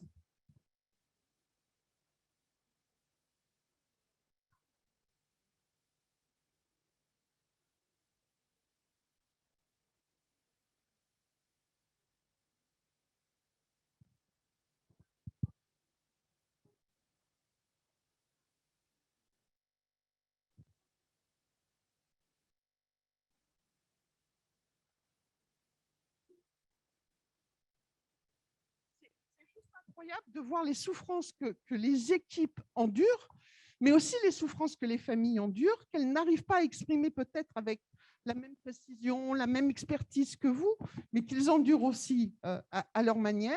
Et il n'y a pas une douleur qui est plus légitime ou moins légitime que l'autre. Et c'est aussi parce que depuis ce matin, on parle beaucoup de la souffrance des soignants et je trouve qu'on la regarde trop en l'opposant. Comprenez dans le sens où je le dis de façon générale, en l'opposant à la famille, alors que souvent, c'est aussi une question qui se pose pour la famille, de vous regarder souffrir, de dire mais ils dégustent vachement les soignants et ils sont mis à mal aussi par la situation. Ça arrive, il y a des familles qui le pensent, il y a des familles qui l'écrivent. regardez le nombre d'éloges que vous recevez, de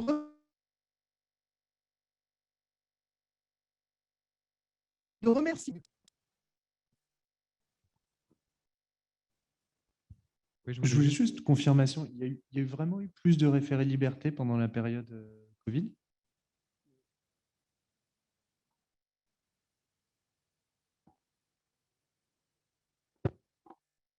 Je n'ai pas d'idée, enfin, ce qu'on peut constater, c'est peut-être ça n'a rien à voir avec le Covid, mais c'est vrai que c'est assez frappant pour nous, à la DGI de la paix, mars 2020. On commence à avoir des affaires en mai, et après, une suite ininterrompue jusqu'à maintenant. Complètement aléatoire, ouais, mais c'est vrai que c'est un peu troublant. Peut-être des discussions qu'il y a eu pendant le Covid. C'est-à-dire, c'est pas lié, c'est la conséquence de tout ce qui s'est dit. On ne peut pas en tirer des conclusions comme ça, mais il y a un côté troublant, mais c'est vrai qu'il y a quelque chose qui est là, qui est